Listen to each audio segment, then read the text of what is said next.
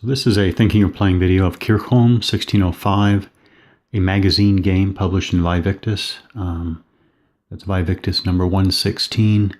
And this is part of the AIR series, which is a streamlined version of the Musket and Pike series.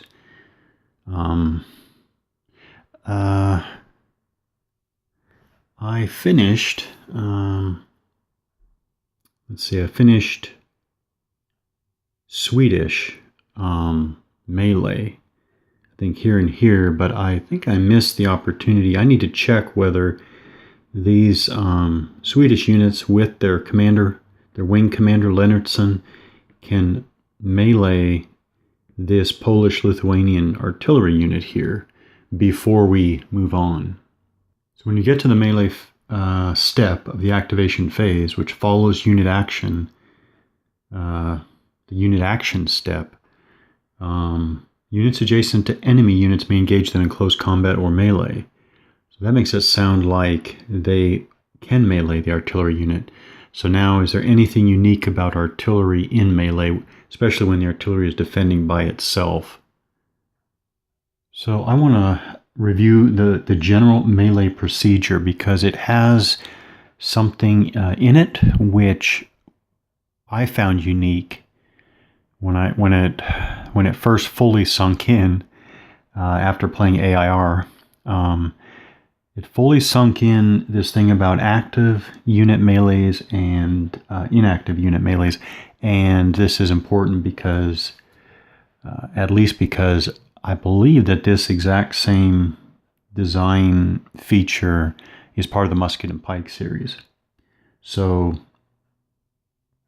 melee.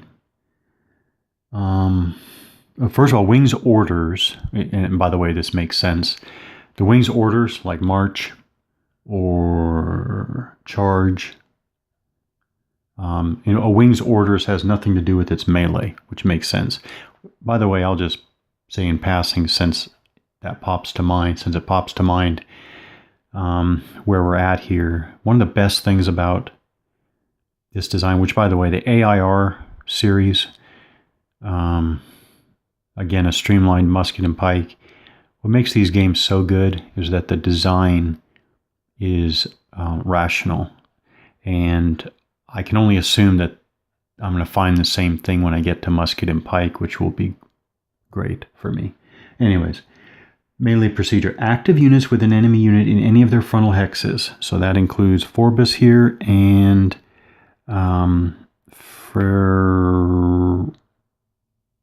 Frieden here with Lennartson. So these two infantry units have the artillery unit in one of their frontal hexes, can declare a melee.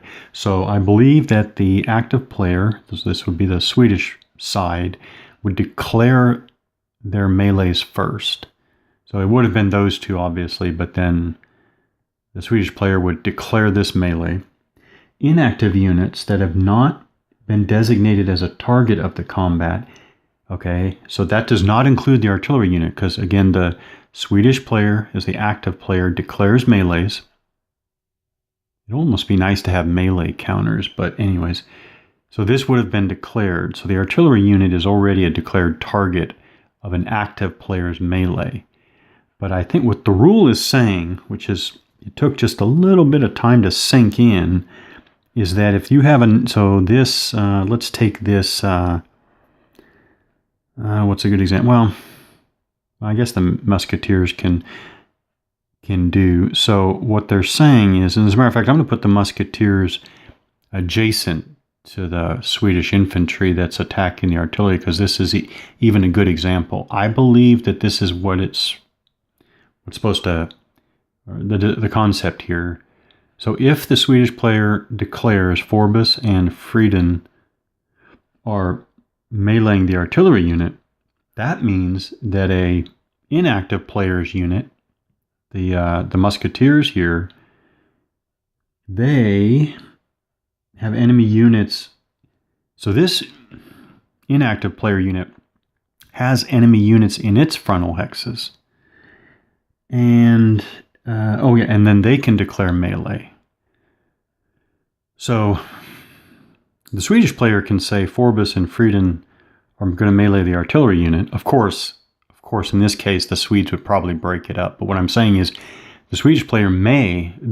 In other words, there are, I'm thinking off the top of my head, I don't think there are any like mandatory melees for active or inactive side. I don't remember any, and I don't think that's the concept here. I think the Swedish player, so the Swedish side, the active player, declares that these two infantry units are going to melee this unit. Then, after the active player has declared all of his melees, then basically action switches to the inactive player. And if the inactive player has any units left over that are not part of a declared melee already, and they have enemy units in their frontal hexes, they can declare melee. And then I believe, I'm about to read it, but as I recall, the inactive player's melees are going to be resolved first. Then you go back to resolving the active player's melees. So the way I look at it is that it's not a simultaneous melee phase, obviously, because the inactive player is actually going to execute melees first, but both sides have the option to declare melees if possible. And then they are resolved inactive player first, then active player. So again, it's a dual phase, yes, but it's not a simultaneous phase. Okay. So the wording here, which I didn't think originally when I'm thinking back to the AIR rules, but inactive units, and I'm repeating here, so after the active players declared those melees, the inactive units that have not been designated as a target of the combat and that have enemy units in any of their frontal hexes can declare a reaction melee, and that is a key thing to separate it, right? So when the inactive player has enemy units in their frontal hexes and the player chooses to melee, those are reaction melees.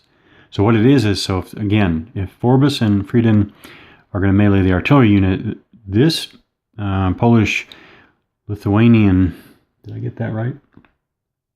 Infantry unit can melee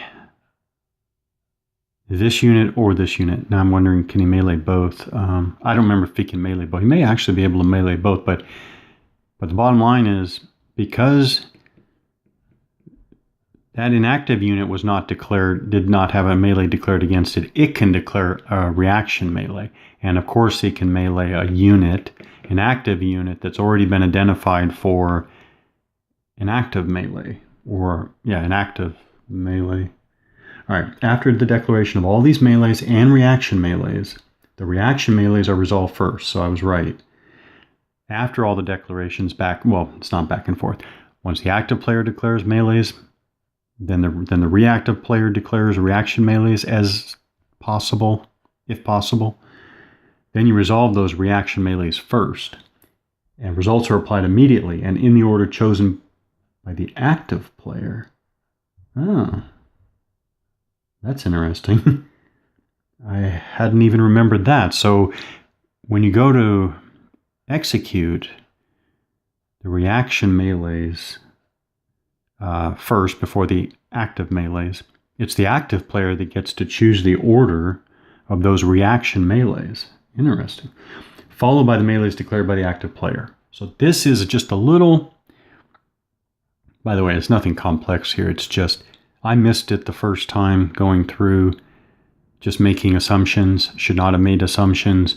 You have to read this stuff carefully and figure out, it's actually interesting, and it's not complicated, but it's a bit of an intricate mechanic.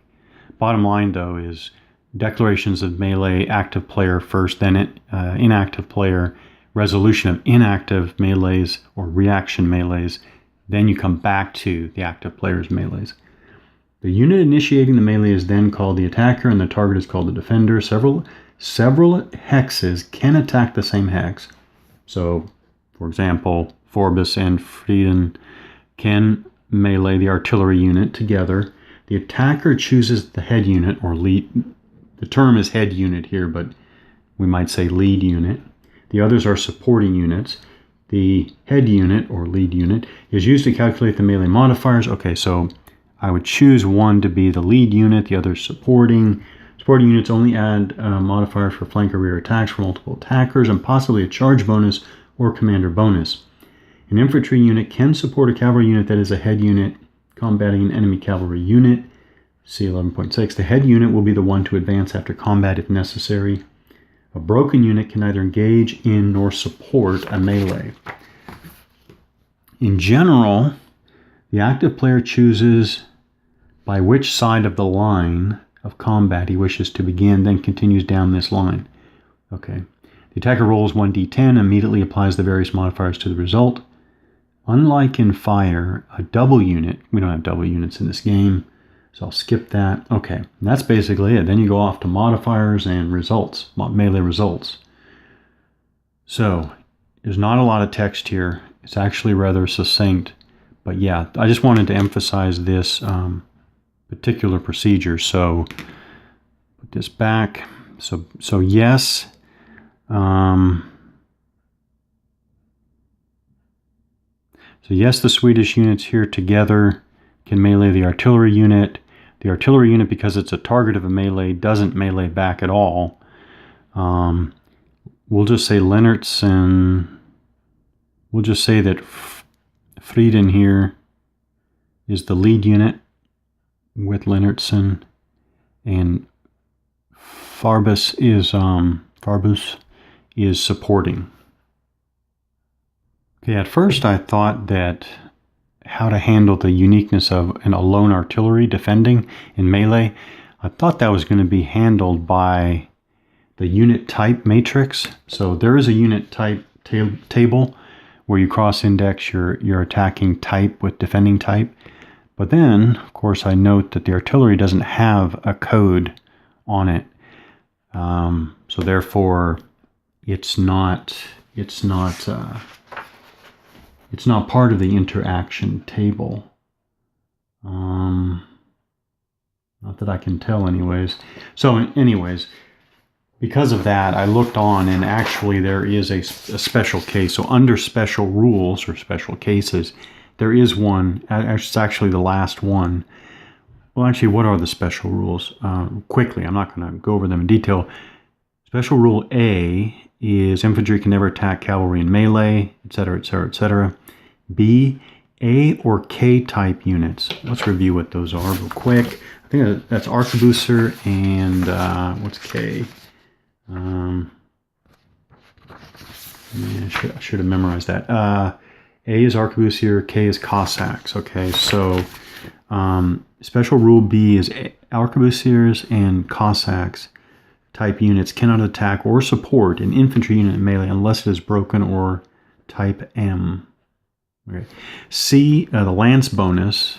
Okay, so special rule C deals with the lance bonus of an H or G unit. H being Hussar, G being, I think, Gendarme, right? And Gendarmes, yeah. And then we get to special rule D. If a unit attacks a lone cannon in melee, that's our case here. Which actually, we didn't even have to do that. Any one unit. So really, to back up, as a matter of fact, let's advance with Forbus. So Forbus will melee the artillery unit because if a unit attacks a lone cannon in melee, like we have here, the cannon is automatically eliminated and the level of the attacking unit is not reduced. That, of course, could be considered misleading, but it's just saying that the attacker isn't going to take any morale hit. And then I guess we go to advance after combat. If the defender retreats or is eliminated, well, we know that the artillery was eliminated. The head unit of non-shaken attacker must advance to the liberated hex. Liberated hex. There is some quaint English translation here, but So is it a must advance? Okay. So that's a must advance. If the head unit of the attacker retreats or is eliminated, the defender, if he is not broken, may advance. And unusually, well, in any case, I don't think it's a lot of games, but in this game, the defender has the option to advance. Advancing units may change their face by one vertex after entering a hex, but he'll stay straight on facing the enemy there. If a double unit, okay, and then there's a double unit. So there we go. So that was, so actually, just charge and overtake that artillery, especially if it's out front. So just to review, the Leonardson successfully preempted Dobrova, who was bypassed and marked as such. Now Leonardson is done with the activation that he executed as a result of his successful preemption. Now he has the option to reactivate for a maximum of 2 activations. Not because it's good tactics at all, but just to exercise this rules flow, this sequence of play. Leonardson will try to reactivate. So I'm gonna you go back to the reactivation preemption table and roll against roll for Leonardson to see if he successfully reactivates to have a whole nother activation phase. No modifiers applied to Leonardson for this reactivation from the table. None of them applied. So it's a straight 3 or less to reactivate given his current charge order. And he rolled a 2. So Leonardson actually reactivates. So now we start over a whole nother complete action phase for Leonardson's infantry here. Okay, so despite how confusing this could get, because we still have the bypass leader to get back to, Leonardson has successfully continued. And here's a problem. The rules are talking about reactivation and continue. And I'm assuming they're the same thing. Actually, I should just check the French rules and see if they use the same term. But assuming that Leonardson's reactivation is the same as continuing, then I believe that his continuation or reactivation can be preempted. And if his continuation is successfully preempted, he's not bypassed. We don't come back to him. He's finished. So again, has nothing to do with tactics here. This is still a thinking of playing video, right? So I think Lotchkey has a cavalry only formation here of hussars. Yeah, so I think I'm going to have Lotchkey try to preempt Leonardson. Okay, Lotchkey, what's important is that Lotchkey has a charge command, which means he has to roll a 4 or less to preempt. The only modifier that applies is that he's an all-cavalry wing. So he's going to roll, he needs 4 or less, and he subtracts 1 from the die roll because he has an all-cavalry formation. So he rolls very lucky, 0, -1 for -1, he definitely preempts. So he preempts, which means that Leonardson is now finished. I'm going to flip him over to his activation done or finished side. Now Lotchkey is preempting. He has a charge order, so he's going to come around here and engage the enemy.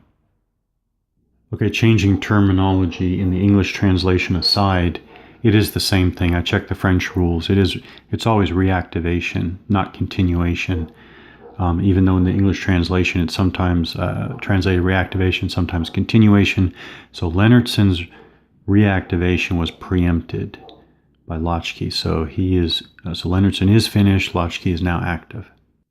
Okay, so I hope I got this right. So Lotchkey's first unit, Lotchkey 2 hussars there, still have their lances +2 marker. They were here. They just moved forward 2 because they want to attack this Swedish infantry unit here. So let's get into reactions because this is really important. First thing, I think when the unit moves here, Considerations of reaction movement. Reaction movement. Two things. There are two types of reaction movements in this game. I think there's more. I think there are more kinds in Musket and Pike, but I see two types in this in the AIR system here: facing change and retreat. Now, Ericsson doesn't need to do a facing change at all, but I guess if I don't know if he were facing that way. If an enemy unit spends MP or rallies at a distance of 2 hexes or fewer, the unit can change facing by 1 vertex for infantry and 2 hexes for cavalry. So actually, I guess, even when the Polish-Lithuanian cavalry enter this hex 2 away from the infantry, they spend MPs in this hex.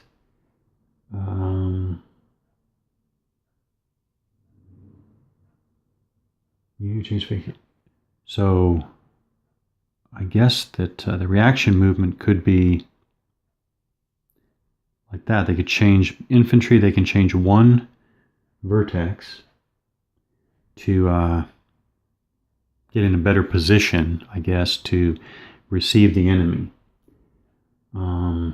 Each unit can only attempt a reaction movement once per enemy wing activation.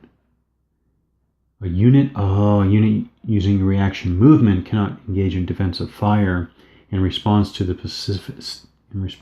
specific action that prompted the movement.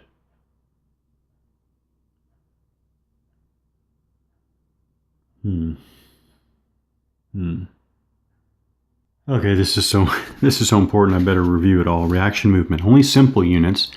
Remember, those are 1 hex units, not the double units.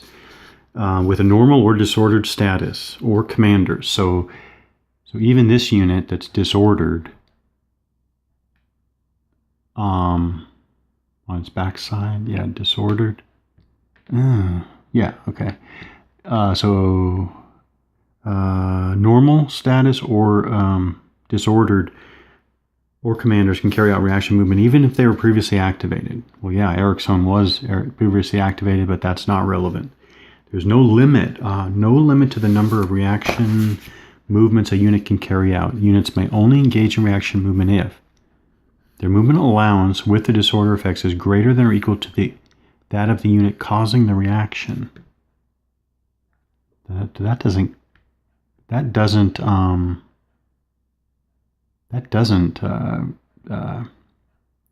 If Ericsson was faced this way, their movement is half that of the unit causing the reaction. So I guess they would not be able to change vertex to... They have line of sight on the unit provoking the reaction.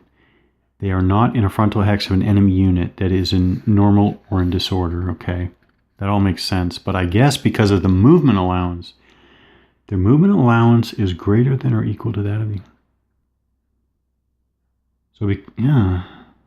So basically infantry are not going to be able to use reaction movement against cavalry because cavalry are always going to be faster than infantry. Each unit can only attempt a reaction movement once per enemy wing activation.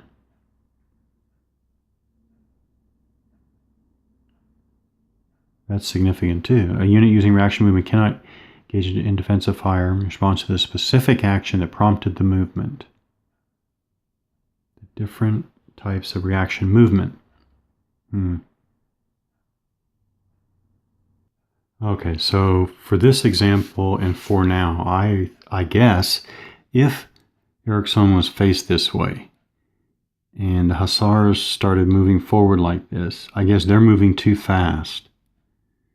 And Ericsson cannot do reaction movement to rotate to better receive the Hussars. But when the Hussars moved here, because they moved into the fire zone of the infantry unit, it's flank hex, but still it's fire zone, then it would get defensive fire. So I think in that case, They would not get reaction movement because they're so much slower than the Hussars, but they would get reaction or defensive fire once the Hussars entered their fire zone. I think that's... All right, so now I'll put it back to how it was, because he was actually facing forward. Hussars move there. Okay, so one thing about this situation seems a little strange, but before I get to that, I'll step through what I believe is clear. Okay, so the Hussars moved forward 2 hexes, clear terrain, did not change facing. Therefore, I believe that they have satisfied the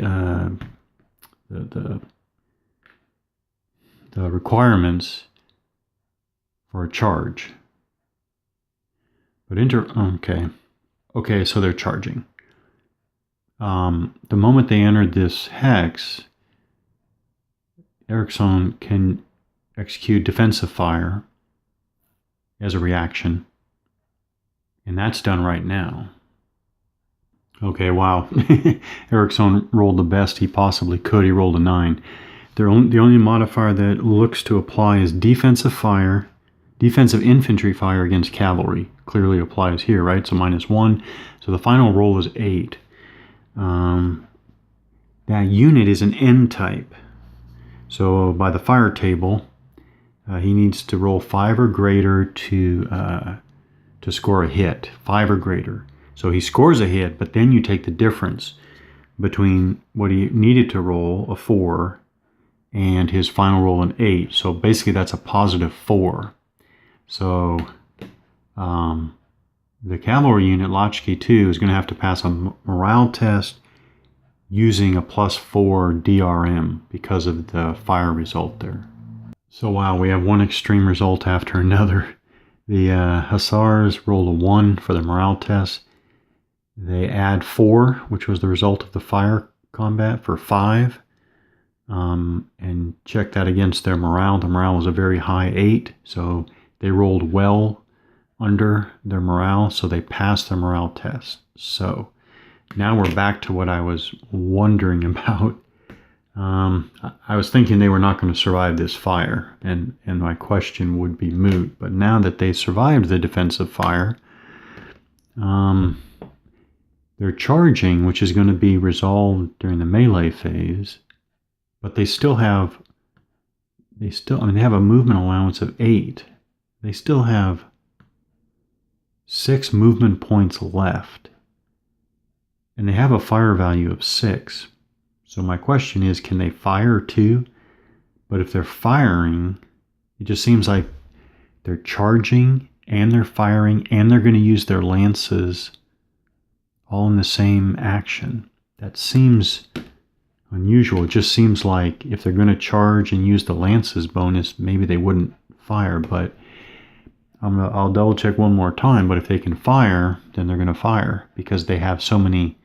They have all these movement points left over. It takes 2 movement points to fire.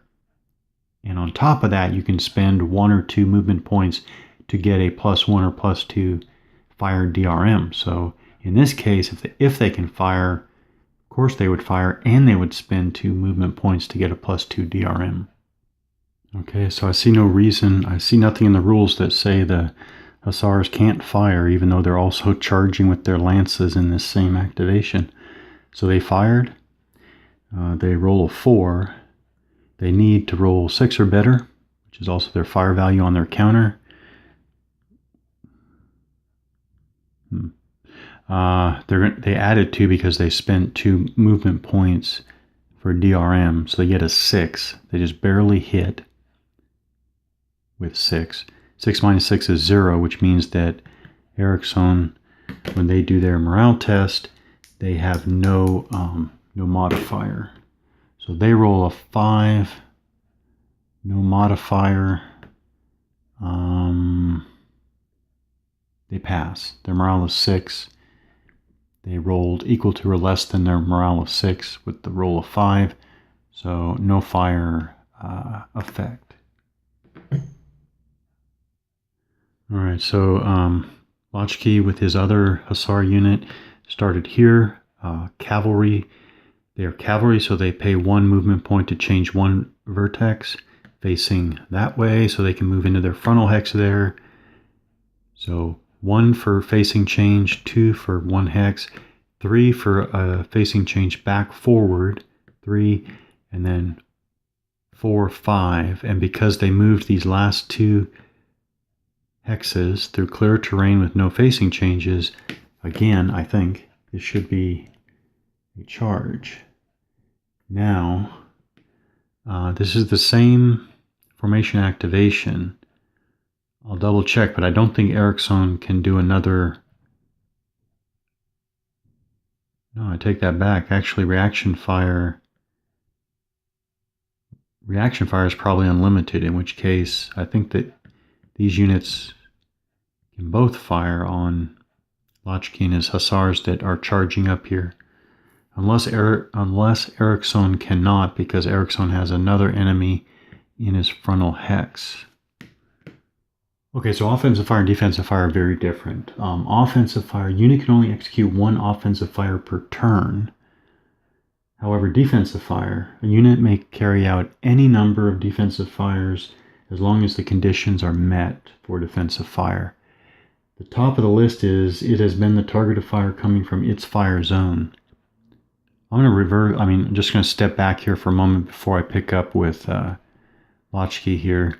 When the first Hussar unit, Hussar 2, I think, yeah, Hussar Lachki 2, charged up here and fired to no effect. Ericsson was then able to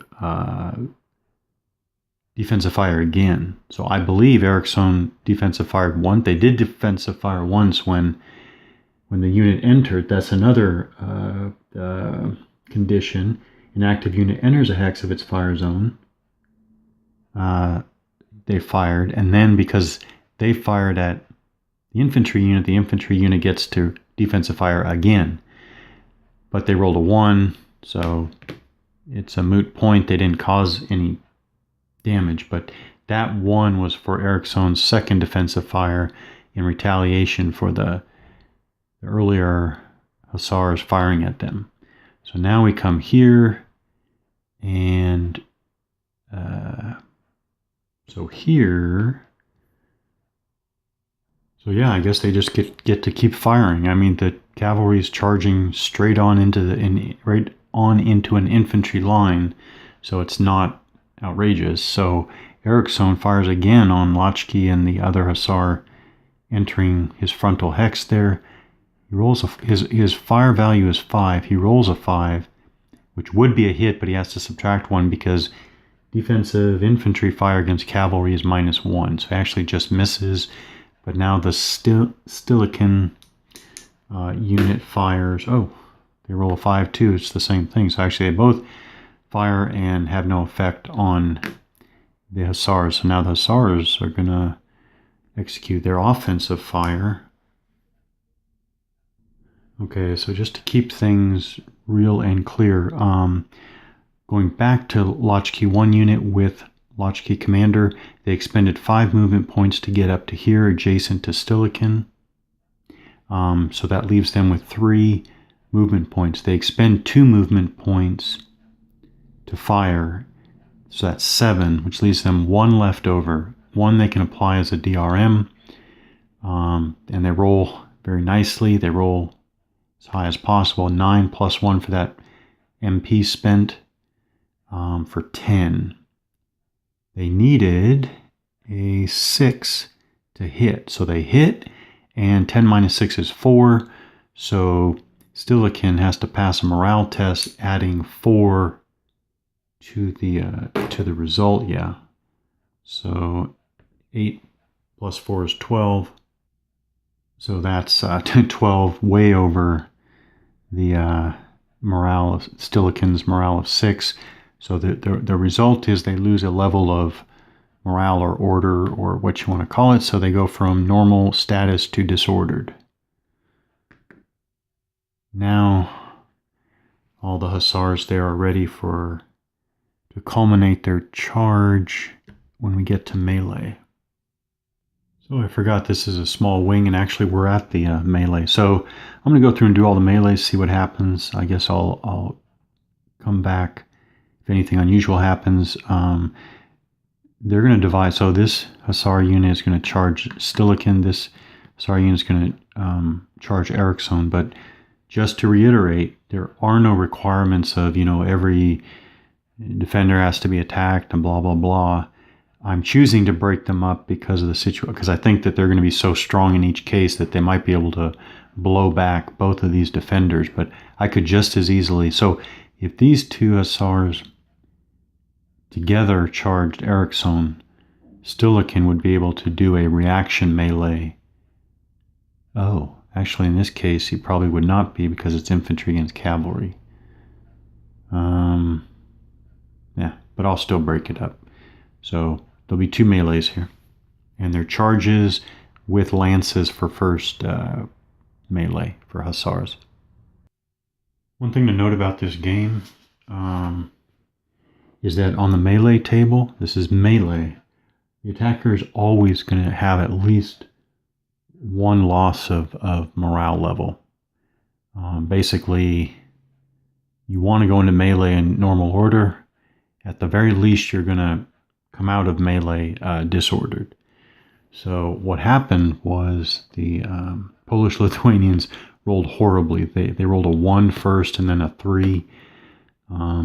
So in the first melee here, the attackers, the Hussars, lost one level. Ericsson lost a level and retreated 1. In the second situation here, the second melee here, Stilikin lost 2 level. Well, first of all, Lachki's Hussars again took 1 level to be disordered, and then Stilikin lost 2 levels and is supposed to retreat, but he's going to break anyway. So he's already disordered. You have normal, disordered, shaken, and broken. So because he's already down 1 level disordered, he goes down 1 more to shaken and a second 1 to broken. Basically, he's going to get a broken marker. He's going to retreat 2, regardless of what the table says. Because he's broken, he retreats 2 and then turns around and is marked broken. So that's all of that. It could have been much worse. With those charges, lance bonuses, and even the Hussars' high morale, if each of these melees had wound up with an 11 or greater, both of those units could have been wiped out. So the bottom line is chances, no, not chances. It is possible for both of those units to have been swept away and eliminated outright. But the rolls were so low that instead, basically, both of them were pushed back. One's broken, and the attackers sit. Oh, you know what? I didn't advance. So it's not bad at all. But I guess what's bad is that they didn't just run them right over and wipe them out in one fell swoop for their lance-enhanced charge. So back to the larger action of the turn. Again, Lachki. So that finishes Lachki's activation, which was a preemption of Lennartson's attempt at reactivation following a preemption of Dobrova. So where we are at is that Lachki can now try to, player's option, reactivate. And Lachki is going to try to reactivate. Not that this is good tactics, because I don't want to run his wing into the ground. However, we're going to see. I want to see how confusing I can get the preemption, reactivation, etc., etc. I'm curious how how confused I can get it. So Lotchke's going to try to reactivate, and before he tries to, well, after he declares reactivation, Brandt on the Swedish side is going to try to preempt Lotchke. So Brandt is rolling on the preemption column of the reactivation preemption interception table. Because his current order is a march, he actually has to roll a 3 or less. He has 2 DRMs in his favor. 1, he is a 1 leader, so you subtract that 1 from the die roll, so now it's 1, and then his wing is composed entirely of cavalry, so you subtract another 1. So actually he rolled a 0, which is well under the 3 or less that he needed to preempt. So because he successfully preempted Lotchke's effort at reactivation, Lotchke is not bypassed but finished like that, and then we would continue with Brandt's activation.